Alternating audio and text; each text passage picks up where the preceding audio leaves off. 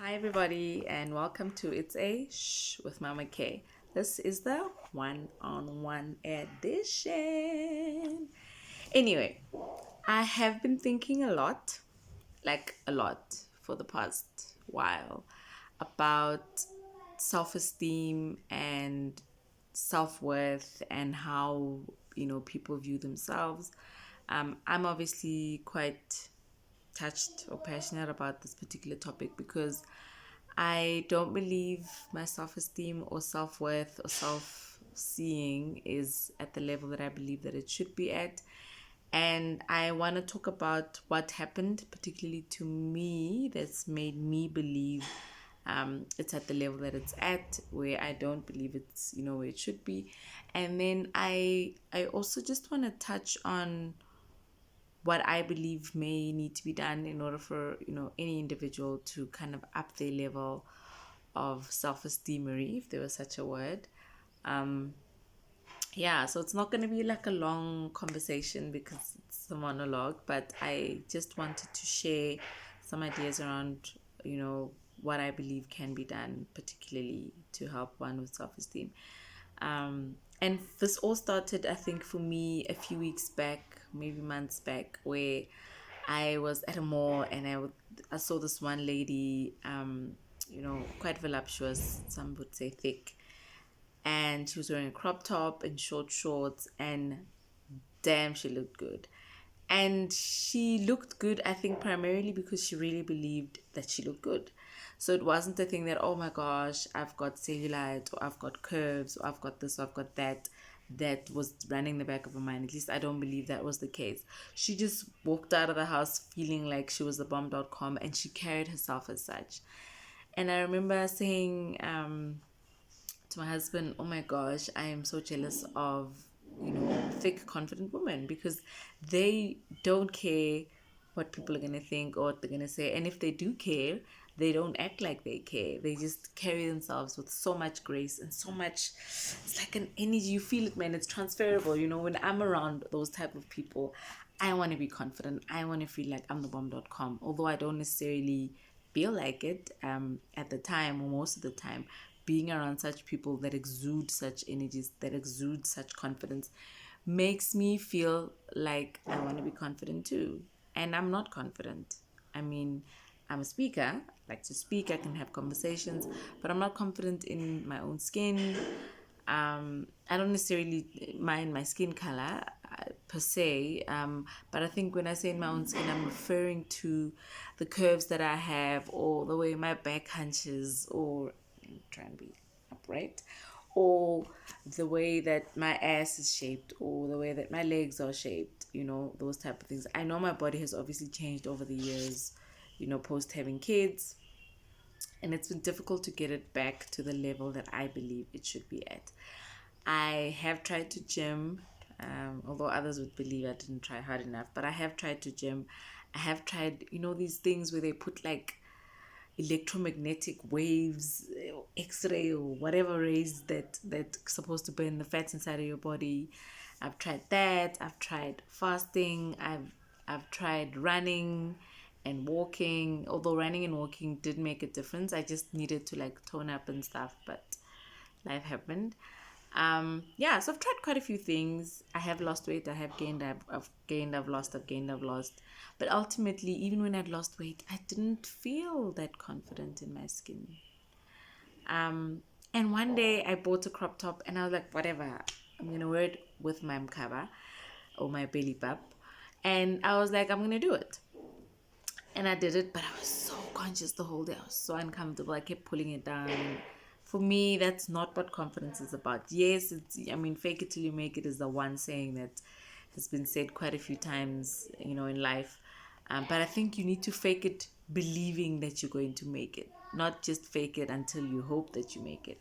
And for me, this particular example of when I was walking around with a crop top, feeling so conscious, pulling it down like the whole day, it was on some, am I really doing this? And I regretted it. I got home feeling like, what a wasted day, because I didn't really get a chance to enjoy myself and be free, be the best version of myself. I was just too busy being conscious about the way that I look. Anyway, let's rewind. This all started for me, at least I believe, when I was in grade 1. I had a teacher that really didn't like me. I don't know why. I suspect it's maybe because I asked a lot of questions and maybe my questions were annoying her. I don't know, but she didn't like me. Point one. Then she decided to hit me with a wooden spoon for talking, I believe, or something like that. I can't remember the wooden spoon situation, what was happening, or why she ended up beating me up. But she did. Went home. I was living with my granny at the time. I had like a green butt. I couldn't sit for like a few days. Actually, I'll sit comfortably for a few days.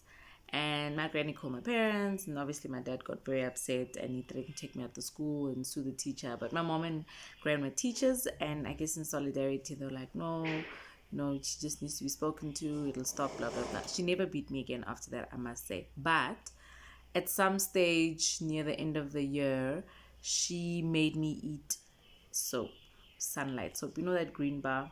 She cut like a slither. It wasn't a slither, but she cut up it, and she asked me to swallow it. And I think for me then already I was like, what did I do wrong? How did I offend her? What was it about me that just made her not like me? And then maybe subconsciously, I guess I started thinking maybe there was something wrong with me. Maybe I was weird, or maybe I did talk too much, or I did ask too many questions, whatever thought process I went through at the time. And that, I think, was my first big blow in terms of my confidence, because I look at my kids as an example, and I try to allow them to pursue things, to be crazy, to be silly, to be themselves, and show them that that is the version of themselves that we are going to love, we are going to appreciate. I don't want to necessarily feeling, well, here's my daughter, and him feeling like they have to be a different person to be loved or appreciated or accepted. So I try and allow them to be themselves as far as possible. Not easy always, because my daughter, I think, is like the me when I was then, beaten. She asked a lot of questions, like why is your skin the color that it is and not my color? I mean, I know genetics and all that stuff I can explain, but why exactly it is like that, it's difficult to explain. And she asked those type of questions, and maybe I did ask those type of questions as well, and that's what probably made my teacher beat me. But that's not an excuse for what she did. But that was the first time that my confidence, I think, was knocked. Fast forward, my dad takes me out of that school, obviously, because he was not having his daughter being abused. And then I went to another school, and that school, things were okay. I was in the same school with my older brother, so I think I had someone that kind of had my back. I fell once, and he gave me his favorite chocolate at the time. What was it called? One. And it used to be those small little ones. I think my mom packed us those things like once in a blue moon. So the fact that he gave me that one little chocolate of his on that particular day was absolutely awesome. Love you, bro. But anyway, I went to that school. Things were seemingly fine. And then I changed schools. So I was supposed to go to grade 3 in the new school, but I ended up doing grade 2 again. Still very confusing. And I mean, to this date, my mom's now obviously departed, and she was never able to explain to me because the report card said that I passed. But anyway, I repeated grade 2. I mean, I had to do 13 years of school, guys. The trauma of that alone, it's mind-boggling. 13 years of school, not 12. And 12 is already a lot. But I had to do 13. I mean, who knows where I could have been? Maybe I could have been the president by now. Anyway, I digress. So there was that. That also knocked my confidence. And then I think for me, the biggest blow was in grade 5 or 6, where my supposed girlfriends had decided they didn't want to be friends with me anymore.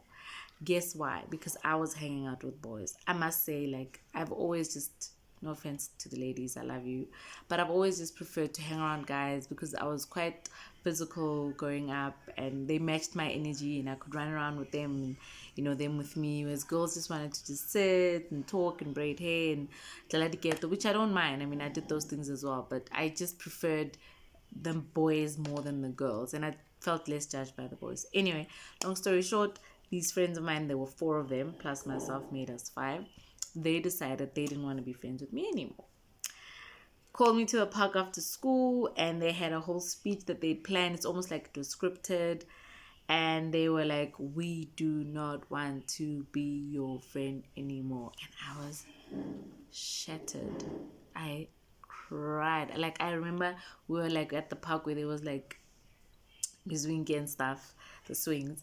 And I walked away from there and I went close to where, the bus stop is. And I just remember just crying and being so sad and feeling like I wasn't enough, or, like weird little thoughts. And this was, what, age of 12, 11, 12, somewhere there. So already then, like, there was a teacher, then there was a teacher again, then there was the having to repeat, and then there was this thing with my girlfriends. At least I thought they were my girlfriends. So at an early age already, like, my esteem or confidence in myself or self-worth was already quite shattered. I won't talk about the other things that have happened there, too tragic to mention, but there were obviously other things that happened that I think affected me as well. So growing up, because I repeated grade 2, I didn't work my butt off, but I did work my butt off to prove that I was not dumb. So I would be in the top 10 of every grade, I think since I can remember. And now that I look back, I'm like, okay, I've achieved all of that, but why did it not upgrade my self-worth or my belief that I'm good at something, whatever? Because even as an adult, I still to some extent feel like I am lacking in certain things, and that lack then leads me to not believe that I can do certain things. But when I really sit down and I think about it, there has been a lot that I've been able to achieve, obviously with the grace of God and His guidance and the people that He's placed in my life. So why then do I not believe in myself? Why is it that I'm not confident in myself, in my skin, in the way that I look, in my flabs, in all the shapes and forms that I've come in? And for me, I've summed it down to the expectations that I've created of myself based on what I think the world expects me to be like, to look like, to act like, to feel like. And when I realized that my issue isn't necessarily with myself. My issue is that I believe I need to be a certain way for people to accept me. That was powerful. I mean, it's still a journey. I'm not exactly there where I can say, yes, I'm super confident. I'm still working on it. But just constant little reminders like, yes, my hair's pink. So what? That's what I want. If people are going to be like, oh, why did you do that? That's on them. That's not on me. It's not on me to make people feel comfortable about the way that I feel and the way that I look. I need to be comfortable in the way that I feel that I look. I need to be confident in the way that I look. I shouldn't make it about, like, when I'm about to choose clothes in the morning, think like, what are people gonna think? Or, are people gonna think it's too tight or it's too short? No, darling. What are you thinking? How are you feeling? Do you feel it's too tight? Do you feel it's too short? And if I feel comfortable, then I'm going to rock it. I'm going to rock my purple hair, my pink and purple hair. It's 2 shades of pink, but my daughter cleanses purple. My pink and purple hair. I might have black at the bottom and some pink that's dyed there. And next week I might be blue, and that's okay. I might just decide not to wear bra the whole day today, which is what I'm doing right now.